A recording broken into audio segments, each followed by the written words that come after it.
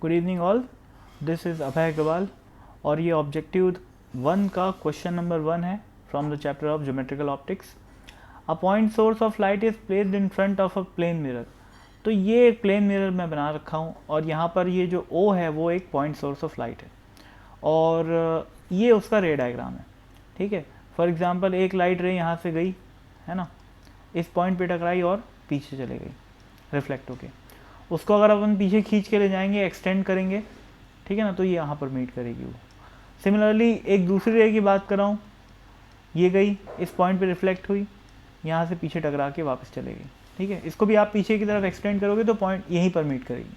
ठीक है ना, तो ये तो ऑब्वियस सी बात है, एक पॉइंट की एक ही इमेज बनती है, ये बात तो अपन सभी जानते हैं। तो ये रे डायग्राम साफ साफ बोल रहा है कि all the reflected rays meet at a point when produce backward.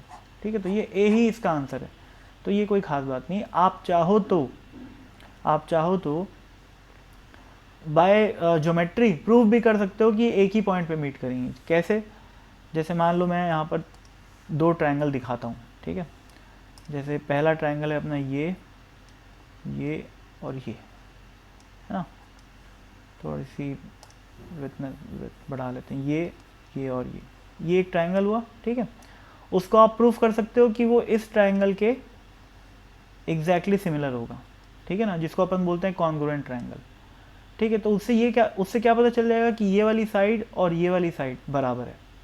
ठीक है, और इसमें अपन जो बेसिक फंडा यूज़ करेंगे वो एंगल क्या यूज़ करेंगे कि भाई सबसे पहली चीज़ तो ये लाइन तो सेम है ही, ये लाइन तो कॉमन है ना।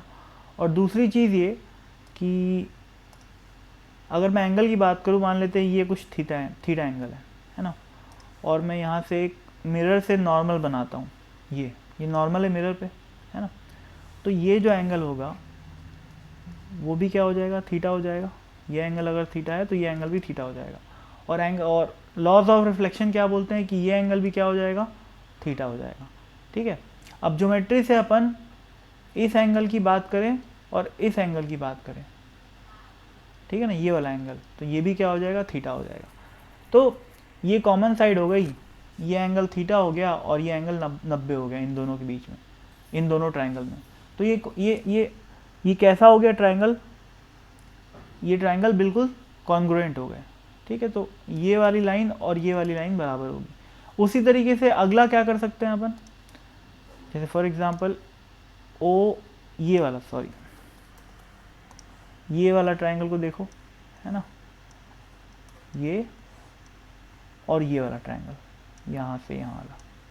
ठीक है, इसको भी आप प्रूफ कर सकते हो कि ये दोनों ट्रायंगल्स एकदम कॉन्ग्रुएंट होंगे। तो उससे क्या पता चल जाएगा, फिर से यही पता चलेगा कि ये वाली लाइन और ये वाली लाइन बराबर है।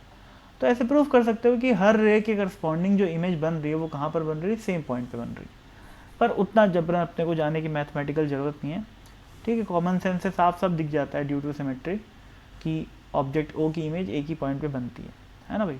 और ये बाकी सारे ऑप्शन तो बकवास है, इस पर डिस्कस करने का भी कोई सेंस नहीं। क्या लिखा हुआ है, only the reflected rays close to normal meet at a point when produce backward. बकवास, ठीक है, एकदम बकवास। Only the reflected rays making a small angle with the mirror meet at a point when produce backward, ये भी बकवास, कोई sense नहीं बनता। Light of different colours make different images, ये भी बकवास है, क्योंकि रिफ्लेक्शन में कभी भी डिस्पर्शन ऑफ लाइट नहीं होती, तो कलर जो है डिस्पर्स नहीं होते। तो जब कलर डिस्पर्स नहीं होंगे तो एक ही इमेज बनेगी। ठीक है, प्लेन मिरर में जब रिफ्लेक्शन होता है तो कोई भी जो लाइट है उसमें उसका लाइट का डिस्पर्शन नहीं होता। ठीक है ना, तो दैट्स इट, थैंक यू।